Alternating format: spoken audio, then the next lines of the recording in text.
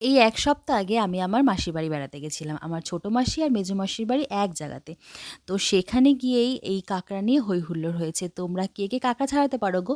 আমি তো কিন্তু একদমই কাঁকড়া ছাড়াতে পারি না, ধরতেও ভয় পাই।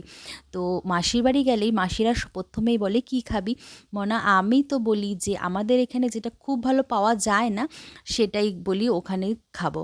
তো ওদের ওখানে না কাঁকড়া খুব সুন্দর টাটকা, টাটকা পাওয়া যায়, যেটা অনেক কম দাম। আর আমাদের এখানে অনেক বেশি দাম দিয়ে কিনতে হয়। তো সকালবেলা উঠে মেসো বলছে, "কি মাছ খাবা?" আমি বলছি, "মাছ খাবো না।" তখন বলছে, "কাঁকড়া খাবা?" আমি বলছি, "হ্যাঁ।" তো তখন মেসো বাজার থেকে গিয়ে এরকম টাটকা, টাটকা কাঁকড়া নিয়ে এসছে। পুরো জ্যান্ত নড়ছে, যেগুলো ধরতে তো আমি ভীষণ ভয় পাই। কিন্তু আমার বুনু কিন্তু খুব সুন্দর কাঁকড়া ছাড়াতে পারে। তো বুনু আমরা সব্বাই ভাই বোনেরা মিলে কাঁকড়া ছাড়ালাম। আর আমরা ভাই বোনেরা একসাথে হলে হৈ হুল্লোড় হবে না, সেটা তো হতেই পারে না। খুব হৈ হুল্লোড় করে ছাড়িয়ে তারপরে আমার কাঁকড়া রান্না করে দিয়েছে আমার মাসি, যেটা খেতে অসাধারণ হয়েছিল। সব রকম মশলা দিয়ে কষিয়ে রান্না করেছিল।